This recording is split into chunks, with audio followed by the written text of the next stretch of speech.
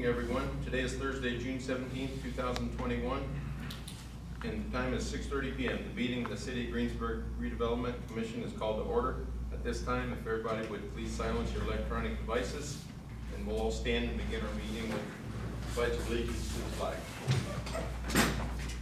I pledge allegiance to the flag of the United States of America and to the republic for which it stands, one nation, under God, indivisible, with liberty and justice for all. To comply with Title VI of the Civil Rights Act of 1964, the city requests that participants in this meeting complete a voluntary, anonymous survey that is available on the table in the back of the room. Roll call. Judy, would you conduct a roll call, please? Ken Dornich. Here. Jamie Hunter. Darren Foley. Here. Darren Burkhart. Here. David Weigel. Here. Mark Bell. Thank you. Approval of the minutes from our May 20th, 2021 meeting. Hopefully everybody's had a chance to review those. Are there any corrections to the minutes? If there are not any corrections to the minutes, they stand approved as presented. First item, old business. Mr. May, city engineer, could you give us a couple updates, please? Yes, sir, I can. Good evening to you all.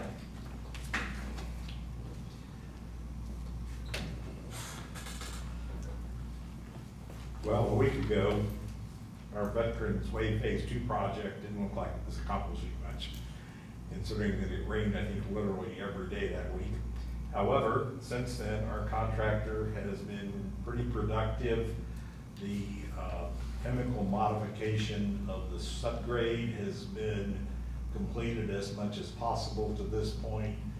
We have an area there next to First Financial that has temporary traffic on it. So the other side of the street's been worked on, but that will have to wait until we can move traffic over. They have laid the first layer of asphalt base, which goes under the curb. They have, I think, virtually all of the curb, outside curb constructed from the back of Greensburg Commons to Smith Road. They're gonna work on the median curb next. I have seen a new piece of equipment on a construction site I have never seen before. Curbs have been slip formed for some time, but Milestone has a GPS-driven curb slip form, so they didn't even have to set a straight line. Is it a straight line?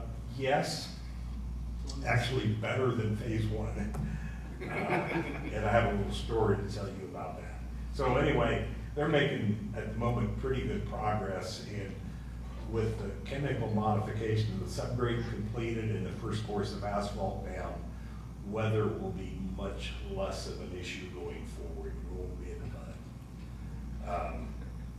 So it seems to be, I'll go out on a limb here and say on schedule, I think we're in good shape. So that's going well. We did, because of the chemical modification, it's a process where the geotechnical report done during design sets the parameters for the modification consists of either lime or cement. And our project, it was decided to use cement. The early prediction was 4% cement, and the testing that's always done in the process just before actual implementation of the material came out to 5%, and per the standard specifications that produces a cost increase, in this case of $12,871.65, of which the federal highway funds should cover 80%. So our cost in that addition is going to be around $2,400. So I think fairly nominal. It's something that happens on virtually every project. I've never seen one come in one less. I always see one more.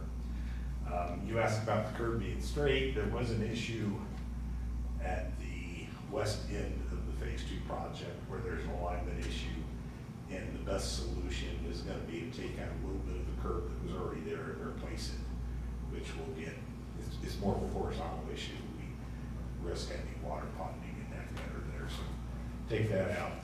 We don't have any official information on that, but it looks like a cost of $7,500, of which, again, hopefully 80% federal participation. And doing that is the right thing to do. Make that right now. So when you get the chance, go out there. It's really, really, really starting to look like a road. You can see a lot of detail about how it's going to be when we're done. Right at the First Financial office there, it's still, because it's temporary parts of it. The road is lowered 2 to 3 feet right there east or west of State Road 3. There, if you all recall, there was a little hump there before. It's a gradual grade now, so it's going to be somewhat different when it's finished. I think it'll be a really good product for us. I drove out there Monday or Tuesday morning, and I thought, that looks like asphalt down there. And I could see the rusty Yes. storm gutters, or not gutters, Castings. the castings. Will there be that much asphalt added on top of that yet? Yes. The way it works, the first course of asphalt is open graded base, and that goes under the curb. So they have to put that down before they place the curb. And then once the curb's in, both in the islands and on the outside, then they'll be ready to start paving. Okay. And they also need to build the multi-use path on the south side. And they are getting ready, and I think they're scheduled to start on the wiring for the streetlights. They've done some work with the traffic signal at State Road 3. And it feels very good that the pieces are coming together in a proper fashion.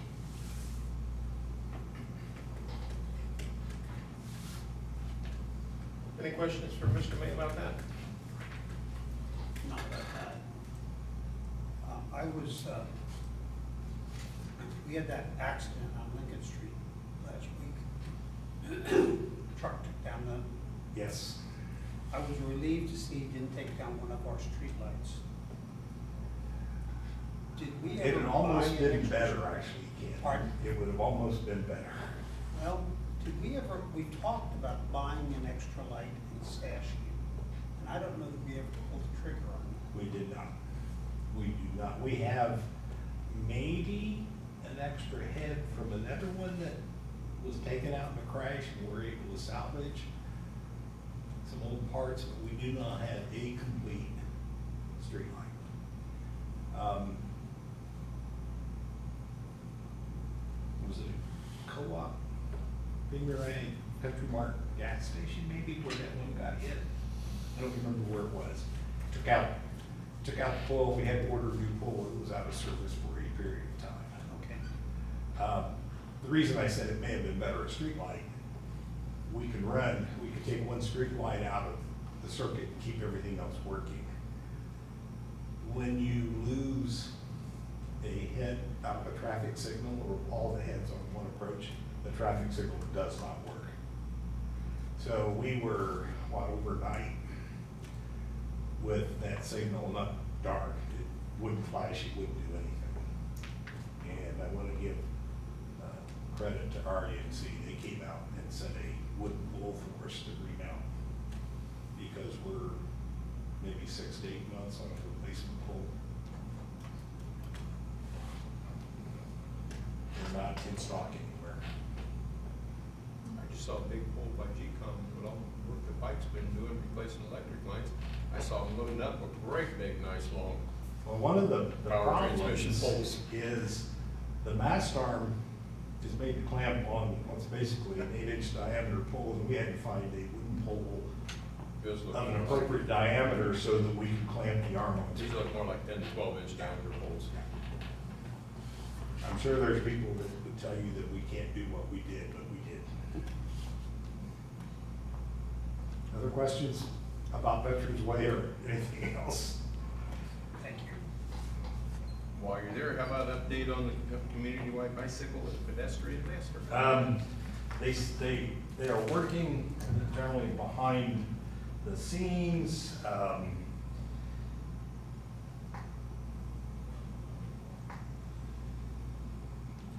The schedule for the study review committee meeting number 2 will take place after the stakeholders list is finalized. And they were talking about June or July. I think realistically that's going to be July. They are continuing with the existing conditions analysis. They are processing results from the sidewalk and pathway condition data collection. They are working on identifying the list of stakeholders that they want to interview, and they will continue with the condition analysis and processing the results of the data, and they're scheduling study review committee number 2. I think we're scheduled in July to have our first public meeting. To refresh your memory, the state did grant 3 months additional time till the end of September, but we do need to see this moving forward, and I continue to attempt to remind our consultant that September 30th is coming, and we want to be attentive to that. But it seems to be going okay. There's no problems I'm aware of. So after they complete their work, the Plan Commission has to approve the study, and then we have to amend our current comprehensive plan to incorporate this into it. And then the end of the year, sometime next year, we're going to have new comp plans. And Structure Point is doing both, which is good, so they can hopefully just port this piece into the new plan.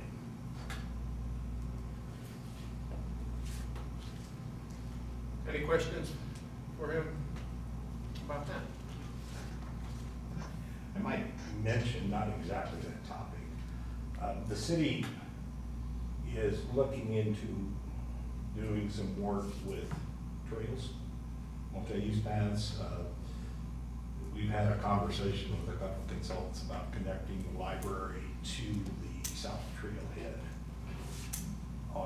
in Rebecca Park, and also about extending the trail from the county school administration office up to Freeland and over and around somehow to connect to Lincoln Street somewhere near State Road 3, which is an indirect connection. I know that this has been talked about a lot. I believe you all have had interest in especially the one along Freeland, so be aware that that may be something that needs to be thought about in more detail sooner. The general plan for all of that is to have something together so that if a really good funding opportunity just springs up out of nowhere, we might be in a better position to take advantage of such. Well, that trail already goes past the lake. Like, it ends by Fairfield, doesn't it? No.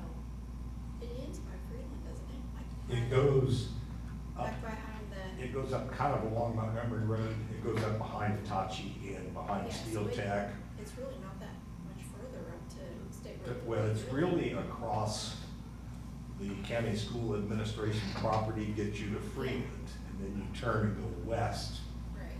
and you'll go across the vacant ground there and the Walmart property, and then somehow you need to get back to Lincoln, because that's where we have the pedestrian phase in the traffic signal, and where it connects to the Veterans Way Trail. So, That'd be wonderful.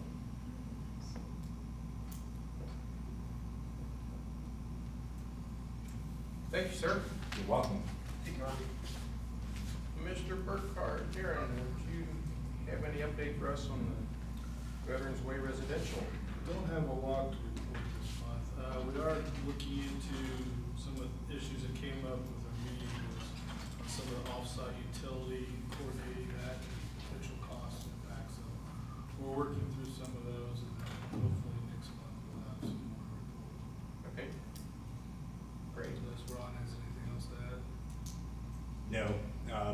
not been forgotten, but it's just a process and it hadn't progressed very far yet. Had a lot of progress last month.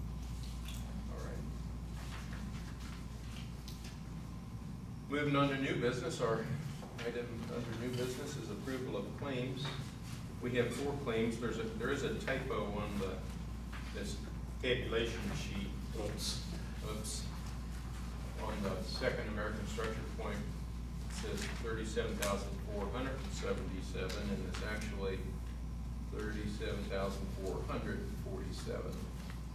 So 447 instead of 477. So that makes the bottom number, instead of 40,635, it's 40,605.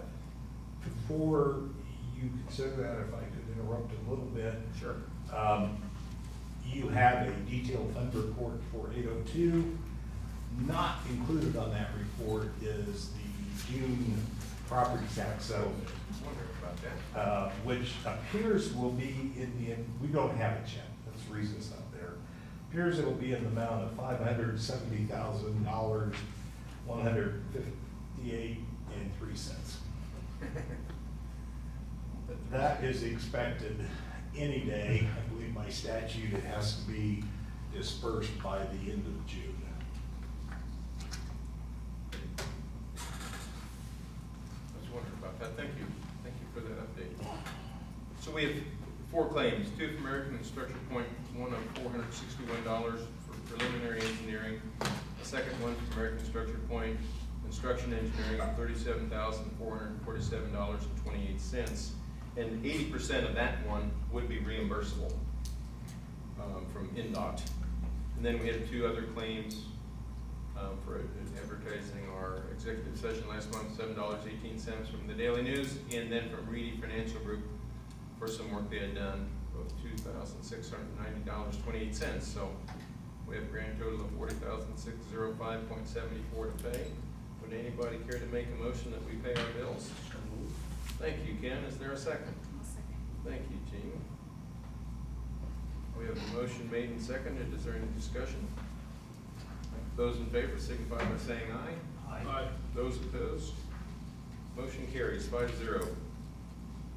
The only other item, on July 15th, we have our bond payment. We don't know the exact amount, but it should be about $293,656, somewhere there. I think it'd probably be a little bit less than that. Okay, in January, the payment was $292,201, so it's real similar to that. So that we have to pay that. Mr. Stephen, are we allowed to make an open amount? Just, can we get a motion to pay that? That's due July 15th? Can we put a not to exceed number on it? That's what I would recommend, is just put. I'd entertain a motion that we have a not to exceed amount of $300,000 to pay our bond payment, which is due July 15th. So, Thank you, Ken. Is there a second? Second. Thank you, Dara. Those in favor of the motion, signify by saying aye. Aye. Those opposed? Motion carries 5-0.